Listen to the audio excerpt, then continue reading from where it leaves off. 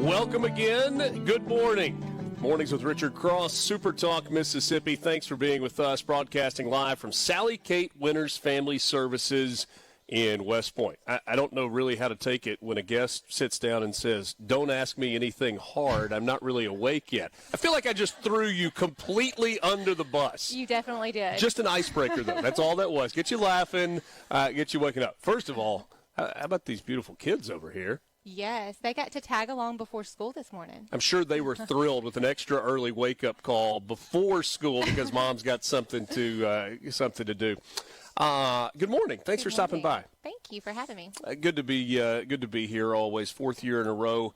You're the president of the board with Sally Kate Winters, and you know in different organizations, boards of directors have different roles. Sometimes they're advisory, sometimes they're hands-on, sometimes they're fundraising. What is the role of the board at Sally Kate Winters for you and your fellow board members? So we're more advisory and also a little bit in the fundraising. Not a whole lot of hands-on, day-to-day working, but we meet monthly. We are always kept in the loop of what all of these ladies are doing from day to day. We know all of the services they're providing, but we are there to kind of advise a big picture role. Sure. When you look at the work that is happening here, maybe I should say what drew you to the board. Obviously, you don't just slide into a president's role. There's involvement leading up to that. So what drew you in terms of the connection that Sally Kate Winters has with the community? Right. That's an easy question. Thank you for going there. Yeah, absolutely. So I moved to West Point about 11 years ago.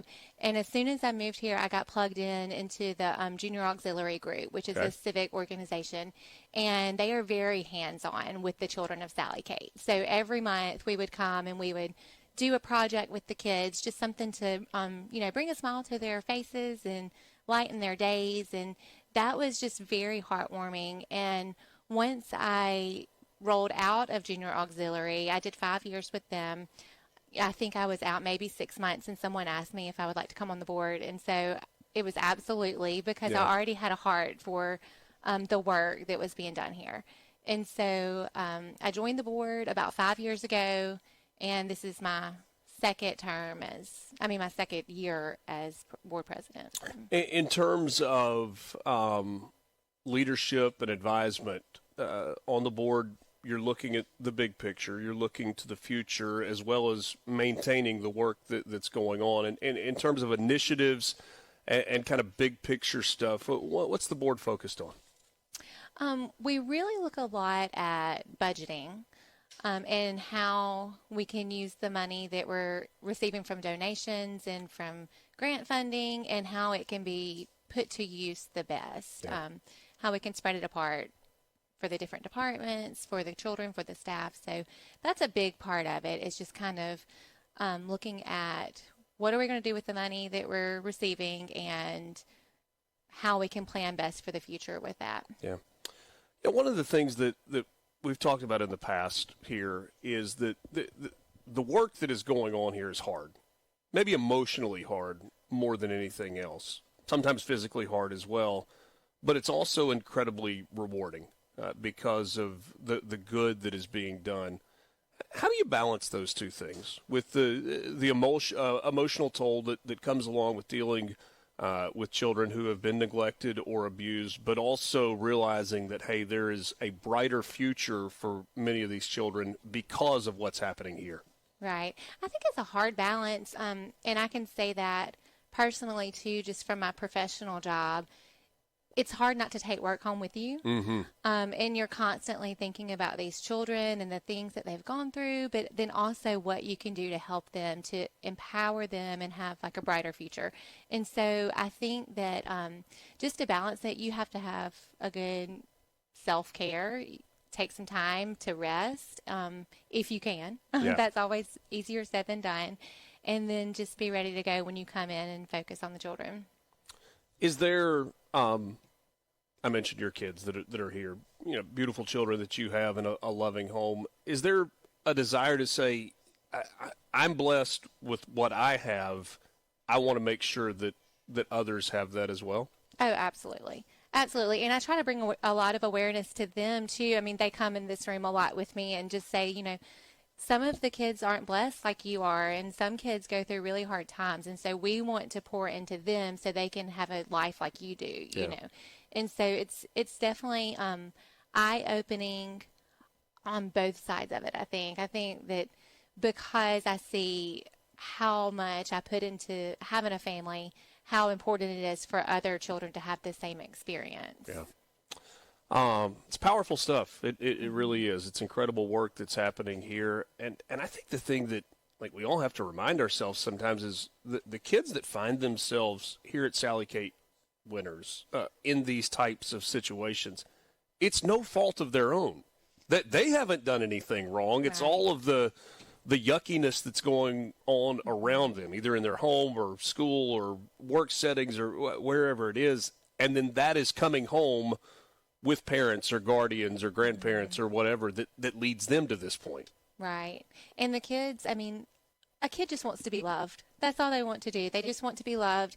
And if they are being abused, then sometimes they can perceive abuse as love, And so you've got to break the cycle. Yeah. But they just want to be happy and to be loved, and they want someone to be proud of them at the end of the day. And so I hope that they feel that when they're here.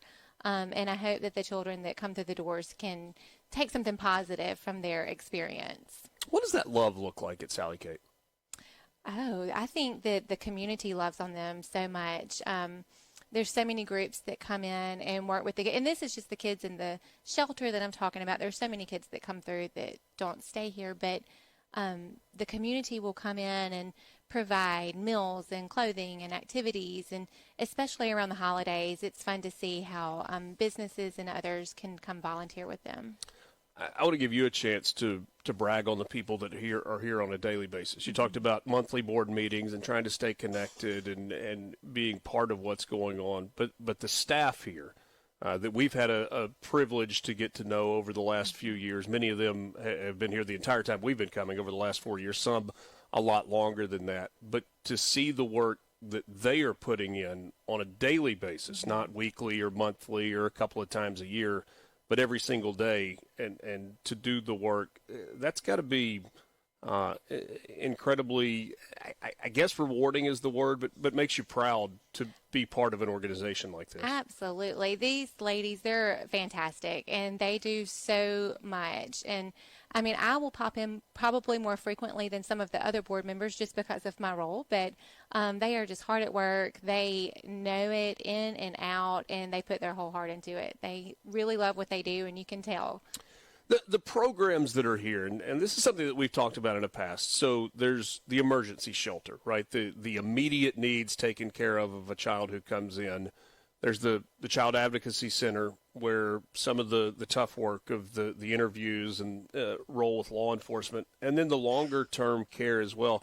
Just kind of give us a quick walk through about, what each division, each silo within the Sally Kate Winners family is responsible for. Yeah, so the shelter that's pretty self-explanatory. Yeah. I've kind of spent most of my time there just for my volunteer work before. Is that almost like emergency services, like triage? Like we're going to forget about everything else that has to happen. You're here. This is about making you feel comfortable, getting you a meal, getting you clothes, getting you a bed. Is that how that works? And it's so warming in there. I mean, when they come, they're going into a home, not a facility. Mm-hmm. There's a kitchen, there's a living room, there's bedrooms, and the ladies that are there taking care of them just really take them in. So it's a very comfortable environment. And then the Child Advocacy Center, I really haven't watched the work there, but I hear a lot of it. That's a lot of private stuff that I can't be a part of.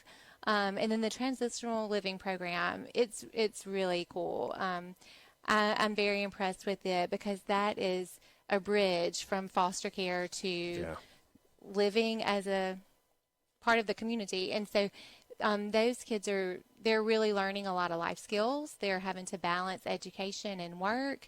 They're having to learn how to manage their money. They're having to learn how to contribute to society.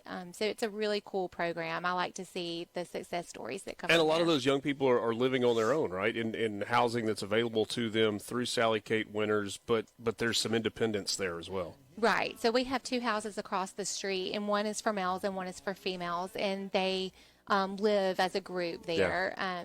But they're responsible to getting themselves to and from work or from school. And it's really cool. They have a lot of responsibility, but they have someone looking over them in case they need guidance. Jessi Sugg is the president of the board here at Sally Kate Winters Family Services. Thanks so much for stopping by this morning. Yes, sir. Thank you for having me. Great to see you. It makes me feel old. I got a sir there. I call everyone sir. It's okay. I will take it. I'll take it. Yeah. We got more coming up with you. The one and only Joe Max Higgins scheduled to join us in the next couple of segments. I'm always going to hold him over. Good talker. Great work happening as well. More with you. Mornings with Richard Cross, SuperTalk Mississippi, right after this.